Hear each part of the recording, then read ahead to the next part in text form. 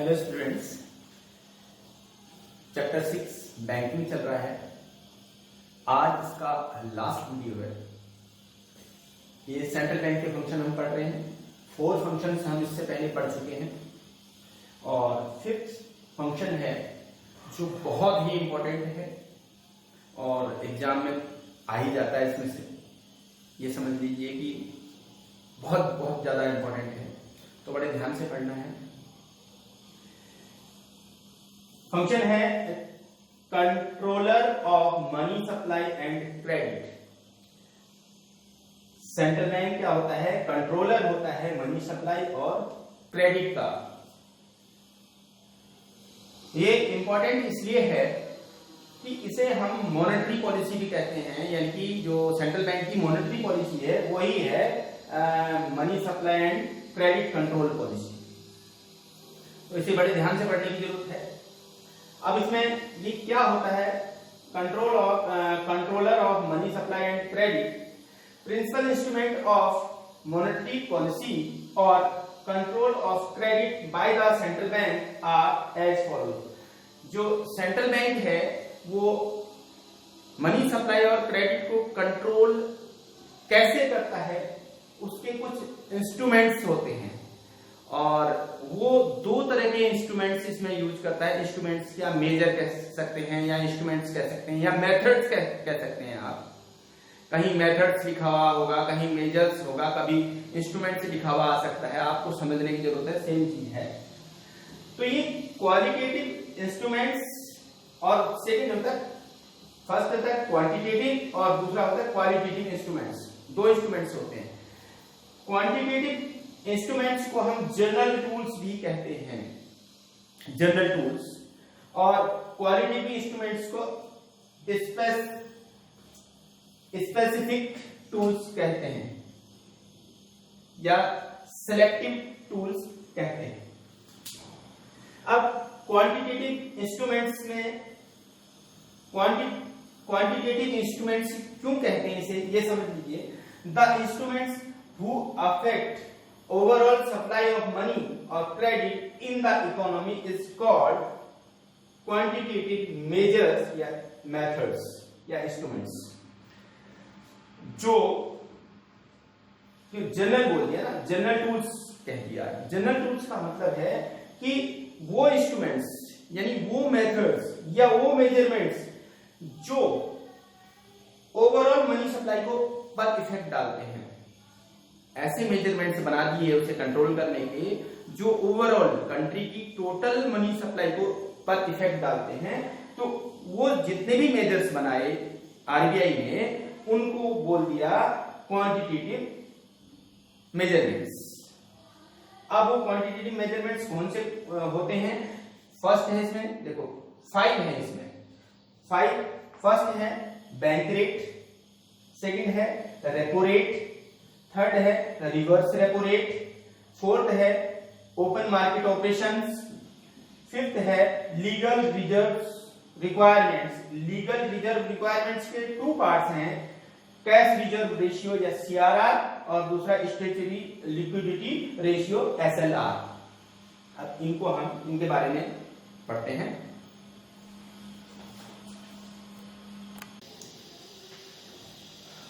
Quantitative instruments में first है bank rate. Bank rate क्या होता है?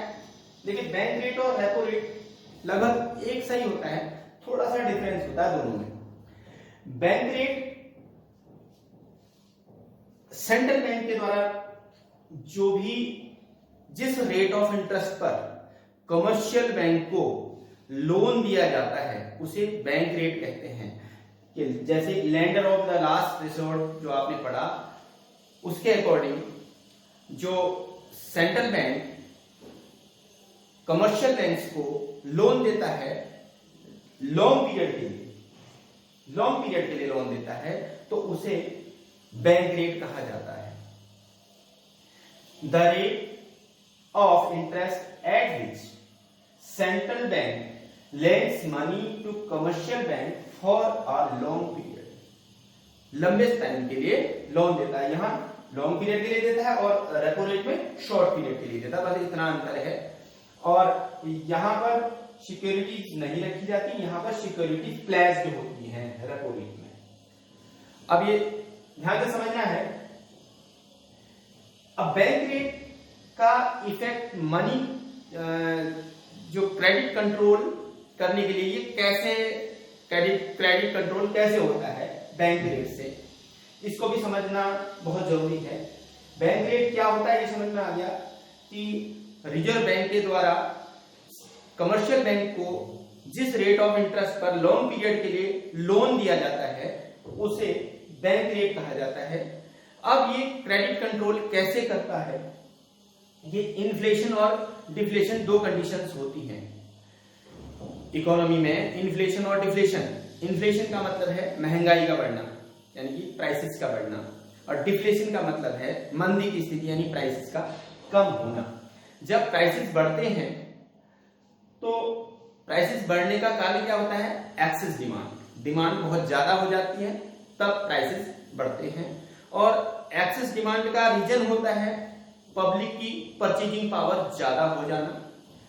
परचेजिंग पावर का मतलब पब्लिक के पास पैसा ज्यादा हो जाना, और पब्लिक के पास जो पैसा ज्यादा हो जाता है यानी परचेजिंग पावर कब बढ़ती है, जब पब्लिक को easily come rate of interest पर कमर्शियल बैंक के द्वारा लोन मिलता है। और कमर्शियल बैंक पब्लिक को लोन कब देता है कम रेट ऑफ इंटरेस्ट पर, जब उसे सेंट्रल बैंक से कम रेट पर लोन मिलता है। तो कंडीशन आप पूरी चेन समझ गए। तो अगर इन्फ्लेशन की कंडीशन को ठीक करना है, बैलेंस में लाना है, इन्फ्लेशन को कम करना है, तो आरबीआई का इंस्ट्रूमेंट होता है कि एक आरबीआई इसको इंस्ट्रूमेंट के रूप में यूज करता है बैंक रेट को, वो अपना बैंक रेट बढ़ा देता है। जब वो बैंक रेट बढ़ाएगा तो लोन महंगे हो जाएंगे, तो कमर्शियल बैंक को लोन महंगा मिलेगा आरबीआई से, तो कमर्शियल बैंक भी पब्लिक को महंगा लोन देगा। तो महंगा होने की वजह से जो पब्लिक है वो ज्यादा लोन नहीं लेगी, तो उसकी परचेजिंग पावर कम हो जाएगी। परचेजिंग पावर कम होने से जो एक्सेस डिमांड की कंडीशन है वो कंट्रोल में आ जाएगी और प्राइसेस नहीं बढ़ेंगे ज्यादा, तो इन्फ्लेशन कंट्रोल हो जाएगा। जस्ट इसी की अपोजिट कंडीशन है डिफ्लेशन में। डिफ्लेशन में ये बैंक रेट बढ़ा देता है आरबीआई। ये समझ में आ गया आपको बैंक रेट कैसे इफेक्ट डालता है। सेम इसी तरह से रेपो रेट क्या होता है, रेपो रेट बैंक रेट को हम डिस्काउंट रेट भी कहते हैं, कहीं कहीं पर लिखा हुआ मिल जाएगा आपको। फिर रेपो रेट है, रेपो रेट का शॉर्ट फॉर्म है रीपर्चेज ऑप्शन। रेपो रेट की शॉर्ट फॉर्म है, ये रीपर्चेज ऑप्शन का शॉर्ट फॉर्म है रेपो रेट, या रीपर्चेज रेट भी कहीं कहीं लिखा हुआ मिलेगा, कभी एग्जाम में भी आ सकता है, तो यहाँ कंफ्यूजन में आने की जरूरत नहीं है। The rate of interest at which central bank lends money, कौन लेंड करता है, central bank lends money to commercial bank, इसको कमर्शियल बैंक को फॉर शॉर्ट पीरियड, इसमें लॉन्ग पीरियड है और इसमें शॉर्ट पीरियड। शॉर्ट पीरियड के लिए कमर्शियल बैंक को सेंट्रल बैंक लोन देता है। इन दिस प्रोसेस, इस प्रोसेस में security of commercial banks are placed as a security for loan. Loan के लिए, लोन सिंपली ऐसे नहीं दिया जाता, उसके लिए जो कमर्शियल बैंक है वो अपनी सिक्योरिटीज को प्लेज कर देता है, यानी रख देता है, गिरवी रख देता है, किसके पास, सेंट्रल बैंक के पास रख देता, प्लेज कर देता है, और तब उसे लोन मिलता है। ये कंडीशन याद रखनी है। तो ये इसे बोलते हैं रेपो रेट। और बाकी कंडीशन सेम है, बैंक रेट और रेपो रेट, उसमें भी वही कंडीशन है। इन्फ्लेशन की कंडीशन में रेपो रेट बढ़ा देगा सेंट्रल बैंक, और डिफ्लेशन की कंडीशन में रेपो रेट कम कर देगा। थर्ड है reverse repo rate. Reverse repo rate क्या होता है, रिवर्स रेपो रेट का उल्टा क्या होता है कि सेंट्रल बैंक कमर्शियल बैंक को लोन देता तो उनसे इंटरेस्ट लेता है, लेकिन वो देता भी है, इंटरेस्ट को देता भी है। जब बहुत सारे कमर्शियल बैंक सेंट्रल बैंक में अपनी एक्स्ट्रा मनी या अपने फंड्स जो है पार्क करते हैं, पैसा रखते हैं, तो वो खाली नहीं रखता उन्हें बिना, उनके बदले में वो क्या देता है, उन्हें इंटरेस्ट देता है। किसको? कमर्शियल बैंक को। जब कमर्शियल बैंक को सेंट्रल बैंक इंटरेस्ट देता है तो उसे बोलते हैं, जिस रेट पर देता है, जिस रेट से वो इंटरेस्ट देता है उन्हें, तो वो रेट ऑफ इंटरेस्ट क्या कहलाता है? रिवर्स रेपो रेट कहा जाता है। अब इसे समझ लीजिए, it is the rate at which the central bank RBI borrows money. Borrows money का मतलब वही हो गया कि वो आरबीआई बोरो करता है, यानी उधार लेता है। किससे? कमर्शियल बैंक से। कमर्शियल बैंक से। अब वो ऐसे तो उधार लेगा नहीं, क्योंकि कमर्शियल बैंक ही उनके पास पैसा रखते हैं, तो उसके बदले में वो इंटरेस्ट देता है उन्हें। तो ये रिवर्स रेपो रेट कहा जाता है। अब ये कैसे क्रेडिट को कंट्रोल कैसे करता है, यहां पर समझना बिल्कुल सेम उसी तरह से समझना है। अब इसमें इसकी अपोजिट कंडीशन आ जाएगी कि जब इन्फ्लेशन की कंडीशन होगी, इन्फ्लेशन की कंडीशन में जो कमर्शियल बैंक है वो ज्यादा लोन दे रहे होते हैं पब्लिक को, तो वो कम लोन दे पब्लिक को। इसके लिए वो क्या करेगा, तो कमर्शियल बैंक की जो मनी पावर है, उनके पास पैसा है, उसको कम करना चाहेगा। अब उनको कम करने के लिए वो अपना रेट ऑफ इंटरेस्ट बढ़ा देगा। अपना रेट ऑफ इंटरेस्ट, तो रिवर्स रेपो रेट का जो रेट ऑफ इंटरेस्ट है उसे क्या कर देगा, ज्यादा देना शुरू कर देगा कमर्शियल बैंक। जब उसे ज्यादा कर देगा, कमर्शियल बैंक को ज्यादा इंटरेस्ट देगा, तो कमर्शियल बैंक उनके पास किसके पास? सेंट्रल बैंक के पास पैसा रखेंगे, तो जिससे वो पब्लिक को लोन कम देंगे और ऐसे इन्फ्लेशन कंट्रोल हो जाएगा। तो उस और डिफ्लेशन में जस्ट अपोजिट कंडीशन। उसके बाद फोर्थ है open market operations. Open market operations ये भी एक क्वांटिटेटिव, देखो क्वांटिटेटिव इंस्ट्रूमेंट्स इसलिए कहा गया है, ये जनरल टूल्स हैं, इससे पूरी इकोनॉमी की जो मनी सिस्टम है वो इफेक्टिव होता है। तो इसमें ओपन मार्केट ऑपरेशंस में क्या होता है, वो सेंट्रल बैंक क्या करता है, सिक्योरिटीज को, गवर्नमेंट की सिक्योरिटीज को सेल्स एंड परचेज करता है ओपन मार्केट में। तो इसलिए इसे ओपन मार्केट ऑपरेशंस कहा गया है। अब सिक्योरिटीज क्या होती हैं ये आप समझेंगे, जैसे कि एनएससी आप समझते होंगे, जैसे कि हम किसी पोस्ट ऑफिस में अपने पैसे जमा करते हैं तो वो एक सर्टिफिकेट आपको देता है, वो सिक्योरिटी होती है हमारे पास। पैसा वो मान लो आपने 10,000 पोस्ट ऑफिस में जमा कर दिए, तो वो सिक्योरिटी हमें 10,000 का एक बॉन्ड मिल गया, जिससे कि हम 6 साल या 8 साल के बाद उसे जा करके उसके 10 ये 20,000 मिल जाएंगे हमें, उसे हम अपने पास पेपर रखेंगे, वो सिक्योरिटी हो गई। तो इस तरह से सिक्योरिटी को समझ सकते हैं। It refers to the sale and purchase of securities in the open market by the central bank. अब ओपन मार्केट ऑपरेशंस क्या है ये समझो पहले, कि to the sale and purchase of securities को सेल और परचेज करना इन द ओपन मार्केट में by the central bank, central bank के द्वारा। सेंट्रल बैंक के द्वारा ओपन मार्केट में सिक्योरिटी को सेल और परचेज करने को कहते हैं ओपन मार्केट ऑपरेशंस, किसके? सेंट्रल बैंक के। अब इसमें by selling the securities NSC the RBI withdraw the cash balance from the economy. Economy से अगर उसे कैश बैलेंस विड्रॉल करना है, इन्फ्लेशन की कंडीशन है, इन्फ्लेशन में कीमतें बढ़ रही हैं, जनता की परचेजिंग पावर ज्यादा हो रही है, उसको कम करना है। उसको कम करने के लिए जनता के पास से पैसे को बैंक को लेना होगा, आरबीआई को लेना होगा। आरबीआई को उसे लेने के लिए वो क्या करेगा, वो सेलिंग करेगा, किसकी? सिक्योरिटीज की। सेलिंग का मतलब है कि वो रेट ऑफ इंटरेस्ट ज्यादा बता करके, ज्यादा दे करके क्या करेगा, एनएससी बांटेगा। कहेगा कि पोस्ट ऑफिस में बहुत अच्छी स्कीम चल रही है जिसमें रेट ऑफ इंटरेस्ट ज्यादा मिल रहा है, और आप जो है पोस्ट ऑफिस में पैसा जमा कर सकते हैं। अब लोगों ने लालच में क्या करा कि पोस्ट ऑफिस में जाकर के पैसा अपना जमा कर दिया, किसी के पास 50,000, किसी के पास 1 लाख है, उसकी एनएससी ले ली, जो सिक्योरिटी जिसे हम बोल रहे हैं। वो ले ली। अब पब्लिक के पास सिक्योरिटी रह गई, पैसा चला गया आरबीआई के पास। जब पब्लिक के पास पैसा नहीं रहेगा तो अपने आप इन्फ्लेशन कंट्रोल हो जाएगा। तो ऐसी कंडीशन में वो सेलिंग करता है, किसकी? सिक्योरिटीज की। उसे बोलते हैं सेलिंग करना, वो बेच रहा है। अब and by buying RBI, by buying and, अगर सिक्योरिटीज को खरीदना है, खरीदता है, तो आरबीआई क्या करता है? Contribute the cash in the economy. अगर इकोनॉमी में कैश की जरूरत है, मान लो डिफ्लेशन की कंडीशन है, कैश की जरूरत है, जनता को कैश चाहिए, तभी वो डिफ्लेशन की कंडीशन को से उभर पाएगी। जैसे कि आज की कंडीशन है, लोगों के पास पैसा नहीं है तो उन्हें पैसे की जरूरत है। ऐसी कंडीशन में क्या करेगा?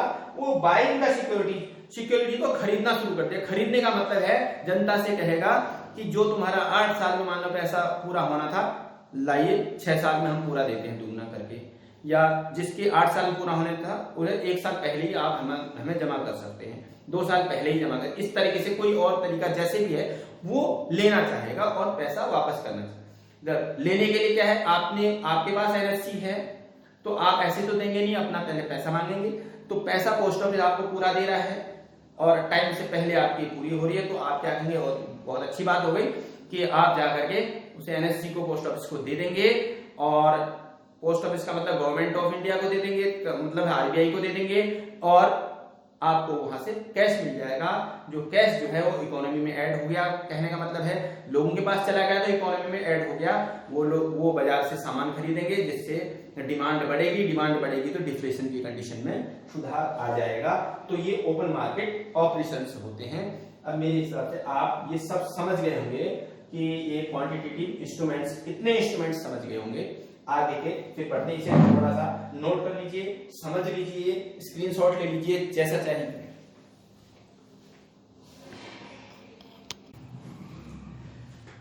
क्वांटिटेटिव मेजर्स का 5th पॉइंट है legal reserve requirements. Legal reserve requirement में 2 चीजें आती हैं, सीआरआर और एसएलआर। सीआरआर को कहते हैं cash reserve ratio. Cash reserve ratio क्या होता है ये आप पहले भी पढ़ चुके हैं अभी। और minimum percentage of total deposits of commercial bank with must keep with RBI. जो कमर्शियल बैंक हैं उनको आरबीआई के द्वारा इंस्ट्रक्शंस मिले रहते हैं कि कितने % उन्हें अपने कैश डिपॉजिट्स का आरबीआई के पास रखना है। तो जितने सपोज 10% रखना है, सीआरआर 10% है, तो उन्हें जितना भी बैंक में कैश डिपॉजिट आता है उसका 10% उन्हें आरबीआई के पास रखना होगा। तो उसी को सीआरआर कहा जाता है, मिनिमम परसेंटेज। जो भी मिनिमम परसेंटेज आरबीआई ने फिक्स कर रखी है कमर्शियल बैंक के टोटल डिपॉजिट्स में से जमा करने के लिए, must keep with RBI. RBI में जो उसे रखना होता है। और अब एक बार फिर से समझ लो, सीआरआर क्या होता है? Cash reserve ratio. Commercial bank के पास जो भी टोटल डिपॉजिट्स आते हैं उसमें से जो आरबीआई के द्वारा जो भी परसेंटेज फिक्स होती है उतना %, 10 या 20 जितना % होता है वो आरबीआई के पास मनी डिपॉजिट करना होता है, उसी को सीआरआर कहा जाता है। अब है statutory liquidity ratio, SLR. CRR की तरह एसएलआर भी है, पर अंतर इतना है कि इसमें आरबीआई के पास रखना होता है सीआरआर को, और एसएलआर को बैंक को अपने पास रखना होता है। Minimum percentage of total deposits of commercial bank which must keep with themselves. अपने पास रखना होता है, ये आरबीआई के पास रखना होता है, ये अपने पास रखना होता है, क्योंकि उन्हें अपने पास भी कुछ % जो सारे वो लोन में नहीं दे सकते उसका कुछ % उन्हें अपने पास रखना होता है। इसे एसएलआर कहा जाता है। ये भी % तय कहां से होता है? आरबीआई के द्वारा ही होता है। इंस्ट्रक्शंस मिले होते हैं कि इतना % आपको अपने पास कैश लिक्विडिटी रखनी होगी, तो वो अपने पास रखते हैं, उसे एसएलआर कहा जाता है। उसके बाद है, अब ये क्वांटिटेटिव 5 पॉइंट्स हो गए, इसके 5 मेजरमेंट्स हो गए। अब इसके बाद है qualitative measurements. Qualitative selective. Selective का मतलब है कि क्वांटिटेटिव में तो जनरल था कि सभी पूरे सिस्टम के लिए था, पूरी इकोनॉमी के लिए था। अब इसमें कुछ एरियाज होते हैं, क्वालिटेटिव में कुछ एरियाज होते हैं जहां आरबीआई ये तय करता है कि उन्हें कम लोन देना है या ज्यादा लोन देना है। लोन का जो वॉल्यूम है उसे तय करता है आरबीआई, तो उसे क्वालिटेटिव इंस्ट्रूमेंट्स कहा जाता है। अब उसमें कुछ चीजें, कुछ पॉइंट्स हैं, जैसे मॉरल सुएशन। पहला है मॉरल सुएशन। मॉरल सुएशन क्या होता है? मॉरल सुएशन में it refers to the request, appeal, suggestion और मॉरल प्रेशर। ये 3-4 चीजें, यानी कि आरबीआई एक नैतिकता के आधार पर कह सकते हैं आप, रिक्वेस्ट करता है किसको, किससे? आरबीआई कमर्शियल बैंक से रिक्वेस्ट करता है, अपील करता है, सजेशन देता है उसको, और मॉरल प्रेशर बनाता है उस पर, नैतिक दबाव बनाता है ऑन कमर्शियल बैंक पर। किस बात के लिए? कि रूल्स एंड रेगुलेशन फॉलो करें, आरबीआई के रूल्स एंड रेगुलेशन फॉलो करें, और अगर इन्फ्लेशन है तो कम लोन दें, और डिफ्लेशन है तो पब्लिक को ज्यादा लोन दें। इस बारे में वो अपील करता है, सजेशन देता है, मॉरल प्रेशर बनाता है या रिक्वेस्ट करता है, तो उसे मॉरल सुएशन कहा जाता है। ये कुछ एरिया में, मतलब उसके अपने एरिया सेलेक्टिव है। दूसरा है rationing of credit. Rationing of credit का मतलब समझ लीजिए, राशनिंग का मतलब होता है कोटा निर्धारित करना, और fixation of credit Kota's for different business activities. अब आरबीआई ने अलग अलग बिजनेस एक्टिविटीज के लिए एक कोटा निर्धारित कर रखा है, कुछ स्पेशल केसेस पर, कि ये बिजनेस है स्पेशली इस बिजनेस को इतना लोन देना है, इसको इतना लोन देना है, जिसको जहां ज्यादा लोन की जरूरत है, मान लो कहीं पब्लिक वेलफेयर की बात आती है, कहीं गरीब इलाके में कोई फैक्ट्री या कंपनी लग रही है, उसको ज्यादा लोन देना है, जहां लग्जरी आइटम्स बन रहे हैं उनको कम लोन देना है। तो इस तरह से उसकी सिलेक्टिव एरियाज हैं, और वहां पर fixation of the credit quota निर्धारित कर दिए जाते हैं, तो उसे राशनिंग ऑफ क्रेडिट कहा जाता है। इस तरह से वो क्रेडिट कंट्रोल करता है। थर्ड है मार्जिन रिक्वायरमेंट्स। मार्जिन रिक्वायरमेंट्स क्या होता है? मार्जिन रिक्वायरमेंट्स होता है जो लोन लेने के लिए, देखिए लोन जब लेते हैं तो किसी भी बैंक के पास जाते हैं, कमर्शियल बैंक के पास कोई भी ग्राहक जाता है, तो वो ऐसी लोन नहीं दे देता, उसके बदले में कुछ न कुछ सिक्योरिटी रखता है। वो सिक्योरिटीज की जो मनी वैल्यू है करंट में उस टाइम, उसमें और जितना लोन बैंक उसे दे रहा है उसके बीच का डिफरेंस, उसे बोलते हैं मार्जिन रिक्वायरमेंट। बात समझ लीजिए, सपोज आप लोन लेने बैंक में चले जाते हैं, घर बनाना है आपको, और उसके जो डॉक्यूमेंट्स हैं, रजिस्ट्री है, उसे आपको बैंक में रखना होगा।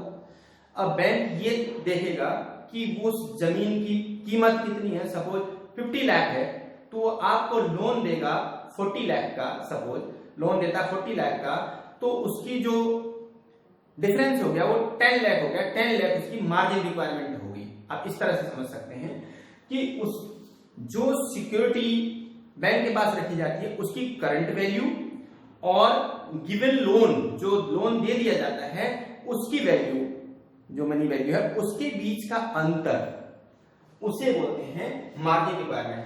difference between the current value of security offered for loan and value of loan granted।